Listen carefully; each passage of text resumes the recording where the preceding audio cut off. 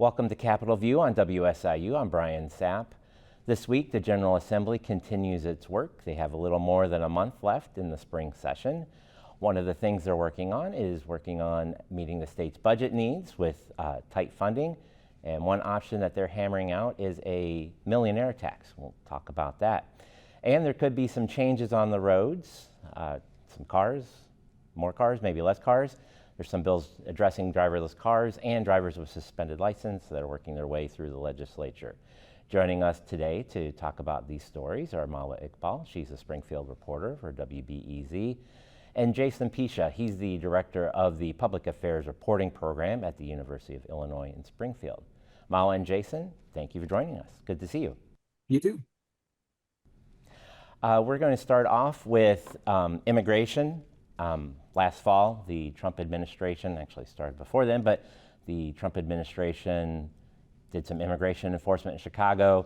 There was quite a bit of chaos that happened during that immigration enforcement. The legislature, General Assembly, worked on some bills to try to, I think, bring some order, what they thought, to it.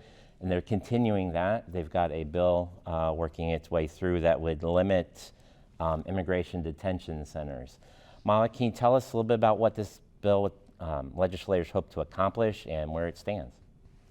Yeah, thanks, Brian. So this bill is an initiative of Speaker Chris Welch, and he says that it's an issue that's really personal to him because his district actually covers the Broadview Detention Center. So that's in the suburbs of Chicago. And it also became a flashpoint during the Trump administration's escalated deportation campaign this past fall, which they called Operation Midway Blitz. So, you know, a lot of protesters would come out to Broadview. A lot of ICE agents would be there, you know, and then the local police, the state police would come to try to keep the peace, do crowd control. But oftentimes you would see these very violent clashes between protesters and armed ICE agents. And, you know, the local leadership in Broadview has talked about how this has really, having this detention facility here has really cost that town, which doesn't have a big population. It's probably like in the thousands, you know, it's not a very big suburb or town, but it's, you know, by Chicago standards, but it's, you know, the mayor, you have the mayor of Broadview, Katrina Thompson, who said that this has cost her town so much money and resources. And so this bill would basically bar any detention facility that's being used by federal immigration authorities for the purpose of detaining federal immigration, you know, people who are being processed under the federal immigration system from being within 1,500 feet of certain protected areas. So those areas would include schools, residential areas, daycare centers, places of worship, park districts. It's a pretty large list, a pretty long list of places. And the idea is just that, you know, specifically this one center, Broadview, is not that far away from where people frequent, you know, like going to their homes and going to houses of worship, dropping their kids off at daycare centers. And so the speaker, Chris Welch, who's, again, carrying this bill, was saying, you know, on the floor that the idea is to basically bring order back into people's lives where there has been so much chaos and discord. And so now the bill, it has passed the House. It's going to move through the Senate. And unless the senators add any amendments to it, it will go, once it passes the Senate, or if it passes the Senate, which it likely will, given the large Democratic support, it will go to the governor's desk. And we're pretty certain that the governor will sign it into law, given how outspoken he was against Trump's Operation Midway Blitz. As we look at this, Jason, I wanted to kind of ask you this follow-up question. Previous bills, last fall, they passed a few bills limiting where ICE officers could pursue civil immigration warrants. And they seem to have not really paid attention to that. We have this federal power kind of give and take. Do you think that this is maybe Illinois' way or these Democratic legislators' way of trying to assert some local authority and sovereignty for Illinois? Yes, this Broadview situation over the last several months has been very chaotic for the members of the community there. They felt very little power in being able to control anything. So this is, the state's efforts to try to help those local residents restore some order to their neighborhoods if we ever have a violent or a chaotic uprising like this again of ICE agents coming into a community. A couple of points important to note about this bill: it wouldn't affect the Broadview facility. It would sort of be grandfathered in, and this bill, if it were to pass, would affect all future uh, detention facilities that would come into Illinois. And along those lines, Republicans, as they were, opposing this bill, brought up a couple points. They mentioned that California has approved a bill like this that would actually call for a complete ban of these new facilities. And there's some questions about the constitutionality of that. And Republicans here wondered if this bill would face the same constitutional challenges if it were to go through. And then the other point made by Republicans was just that is Illinois just continually being aggressive toward the federal government? Why are we finding ways to fight with the federal government? Let's work with them to try to get this done. Still, despite those arguments, the bill passed pretty handily with all the Democratic votes that there are in the House. Okay, well, we'll see it make its way through, and I'm sure that immigration enforcement is going to be a topic for a while yet. Moving on to another bill working its way through the legislature, junk fees. We see them when we buy goods and services. Tickets for concerts and other events have been one of these big things, and then also some renting. And the legislature, General Assembly, has been working on some bills on that. I think, Mawa, you had a story about that. What's the problem that legislators, as they see it, and how are they trying to tackle this? Yeah, so with junk fees in general, that was actually a proposal that Governor Pritzker rolled out during his State of the State address back in February, that he had like maybe 5 or 6 kind of like priority areas, and one of them was eliminating junk fees, which he says are basically hidden surprise fees that people will encounter when they're making their transaction for like a certain good or service. So that could be like when you go to like Ticketmaster and you buy tickets for a concert, or like when you purchase something online, like a product, or like when you, go to a hotel, right, and like book a hotel room for a night or two. So there's, it's a very like kind of broad bill that would apply to a lot of different scenarios that the customers, people in Illinois, will face if they're purchasing things. But he was basically making the argument that, these surprise junk fees do end up costing people money. And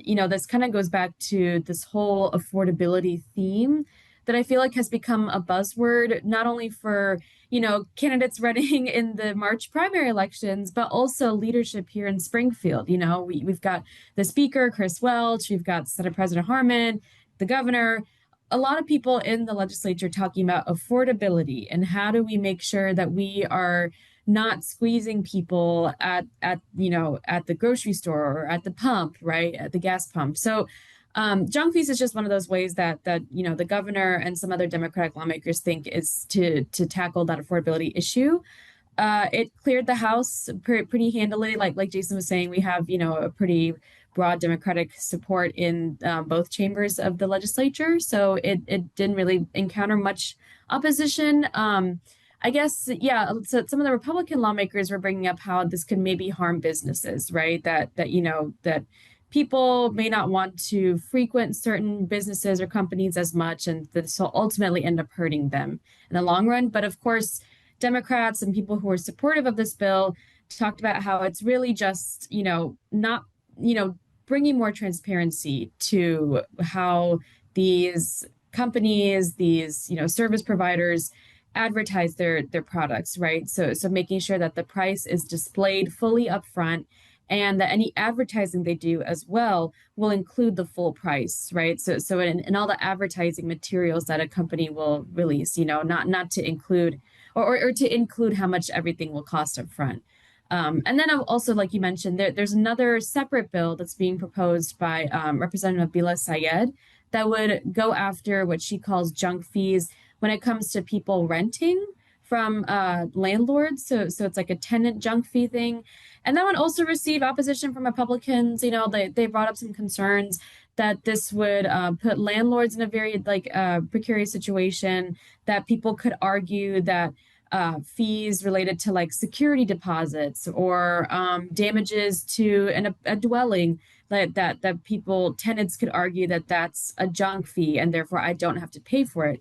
But Representative Syed said that, you know, the bill, the way it's structured, doesn't, you know, include that. And, you know, that's also one of those things where once it makes it over to the Senate, we'll see, you know, how the senators decide to amend it to maybe clear up some of that language and address some of the concerns from opposition. But yeah, it's yeah, like a two-pronged sort of plan to carry out Pritzker's dream. Okay. I wanted to keep it moving. We have about halfway through here. Wanted to keep on moving and move on to budgets. There's been, I think, bubbling to the surface, the governor in his State of the State address talked about how there was a small raise in budgets, keeping that tamped down. As soon as that happened, there were lots of advocacy groups that were calling for the budget to look at this place, in the legislature to increase budgets. One of the things that's been talked about, I think, getting more publication or more press, positive and negative, is this idea behind the millionaire's tax. Where do we stand on this? The legislature would have to pass this or put this on the ballot for the voters to approve in the fall. Are we getting closer to that, seeing that getting passed and getting on next year's ballot? Mawa? It's tough to say, right? You know, there's two proposals that have been introduced, one by Representative Natalie Manley and the other by Representative LaShawn Ford, who actually has also won the Democratic nomination to succeed Congressman Danny Davis's seat. So, you know, but both lawmakers are Democrats in the House, right? And with Natalie Manley's plan, you know, she's proposing that with this millionaire's tax, which would be a 3% surcharge tax on those whose incomes are $1 million or higher. And so she's proposing that the money that's generated from that, which the state estimates could be upwards of $4.5 billion in the first year, that money be split between property tax relief and local school relief. So funding to property tax or homeowners and then also local schools.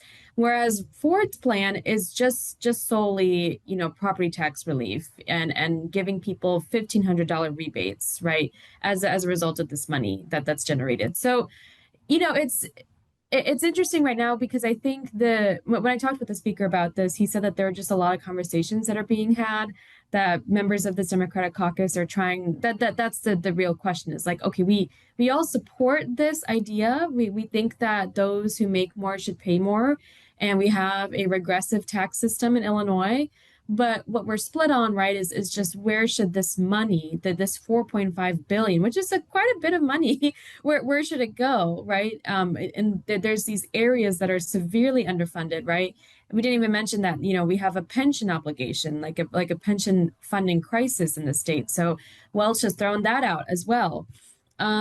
And yeah, like you said, you know, the lawmakers want to put this as a ballot question to voters on the November 3rd, a general election ballot, and have it be a binding question, which means that if the voters do approve it, it's going to happen. But in order for them to do that, they need to not only pass a plan by May 3rd, which is, you know, the clock is ticking on that, certainly. But also they need a supermajority. So it typically in the legislature, you just need a simple majority to pass most bills. With constitutional amendments, you need a supermajority in both chambers.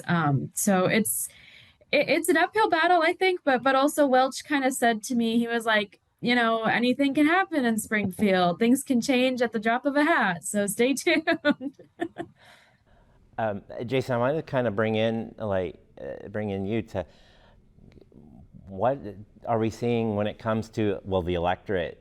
I mean, would this be something that they would pass? I know that the state has largely voted in the Democrats that are in charge, but is this a an initiative that people are willing to push once the legislature maybe gets this passed across the line. Yeah, I mean, if we look back in history, these proposals all sort of are reminiscent of the progressive income tax that Governor Pritzker pushed when he first got into office. Uh, that was an idea that would tax people more on their income based on how much they made. People who made smaller amounts would actually see their income tax rate go down, and those who make in the millions would see their income tax rates go up. That actually did make it to the ballot, and it failed in November 2020, mostly thanks to a very strong campaign by Republican forces that it instilled some concern and some fear in the electorate about whether, you know, the legislature was able to, or this amendment allows them to change the Constitution so that, you know, we can't have a flat tax like the Constitution says now. We can have this variable tax. And that would give the legislature some power just to change the taxes anytime they wanted on whatever income level they wanted. And that level of uncertainty, I think, scared off enough voters from voting for it the first time.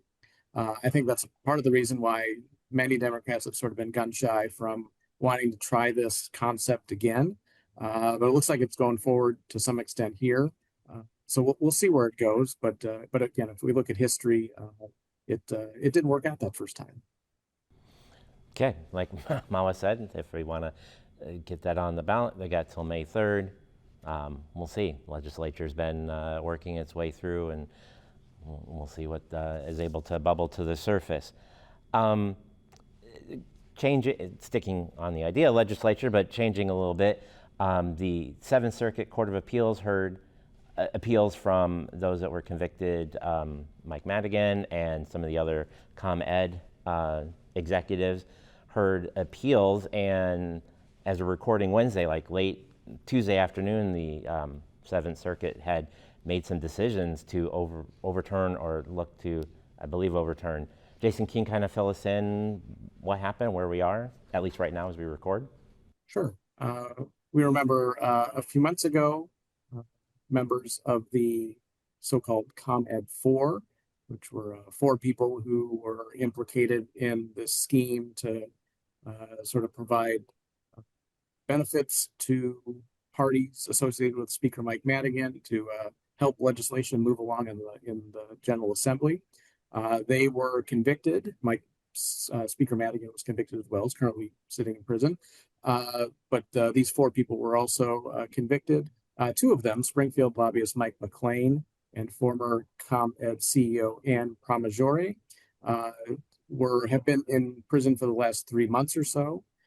They had a hearing this week asking for a retrial. And the basis for the retrial is there's been this case that's sort of been floating in the background all throughout the Madigan case and the ComEd case over the last couple of years. Involved a mayor in Northwest Indiana who was convicted of some bribery and paying off people to get things done.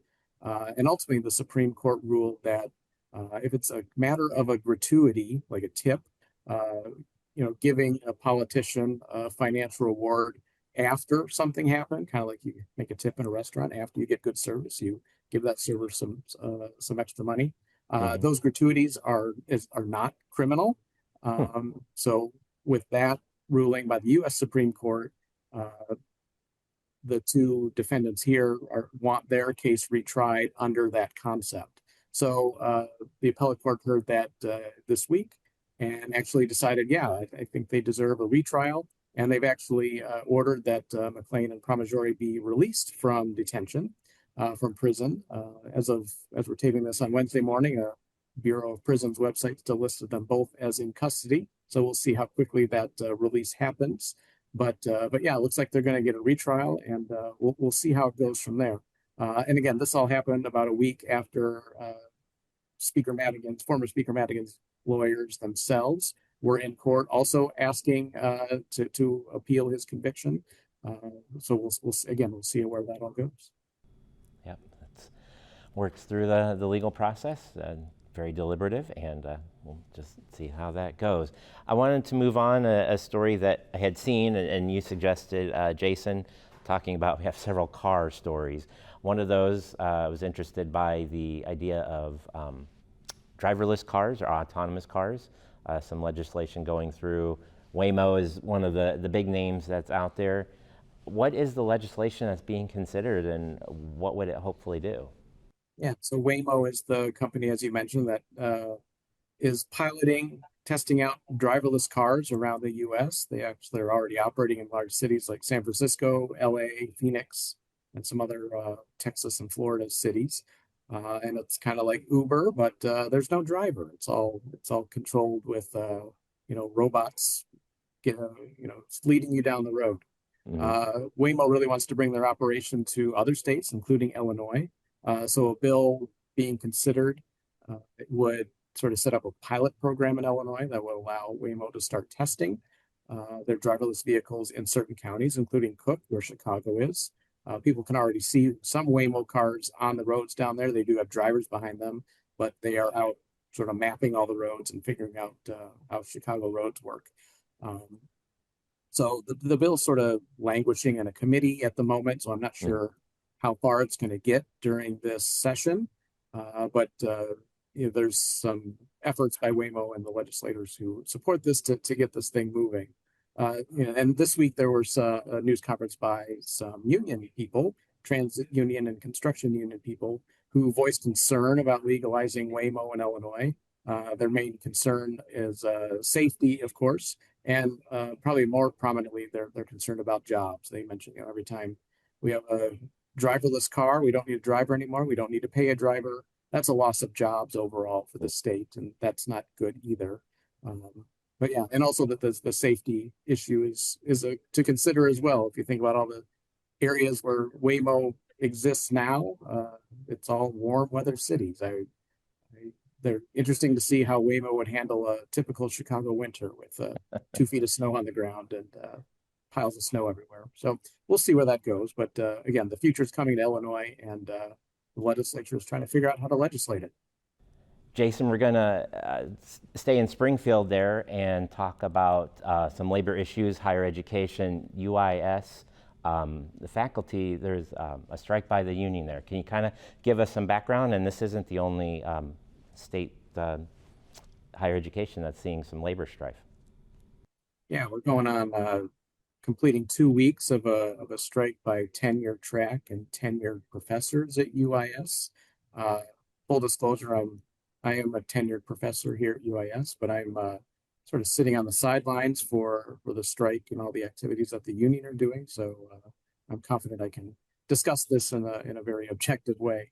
But yeah, they've been the main contention is salary, of course. They're pretty far apart still. They've been talking every day, the administration and the union, about trying to get together on some salary figures that everyone can live with. But they're still pretty far apart, and that's really causing a stalemate in the negotiations.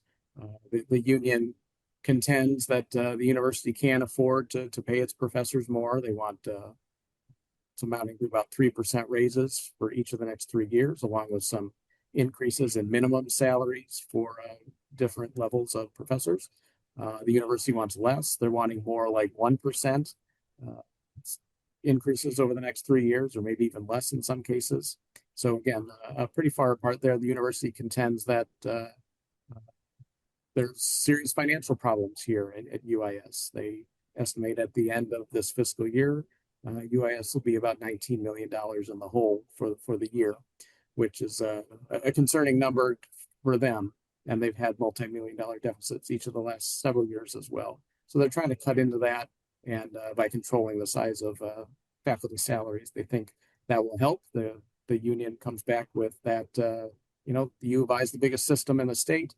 An $8 billion budget they can afford to pay, and and really that I think both sides may agree that not all of them are saying this, but a lot of it has to do with just how universities are funded in Illinois, whether the university system is giving enough money to the lower campus here in Springfield, and whether the state legislature is giving enough money to state universities in general. So we'll continue on here. Our service union people, clerical workers, food service workers, building maintenance, have also authorized a strike. They haven't started one yet. We're waiting to see what happens there. And as you mentioned, the service workers at Illinois State University in Bloomington have also been on strike for several days over wages and things there. It looks like they've hired some replacement workers to fill in, and they're making do. But again, it's tough all over the state with trying to afford to keep our colleges open. Great. Thank you for the update on that. And I think, like you said, it does play into the bigger issue of higher education funding, and that's another topic that the legislature will have to tackle. Well, Mawa and Jason, thank you for joining us, and viewers, thank you for joining us. That's it for this week's edition of Capitol View.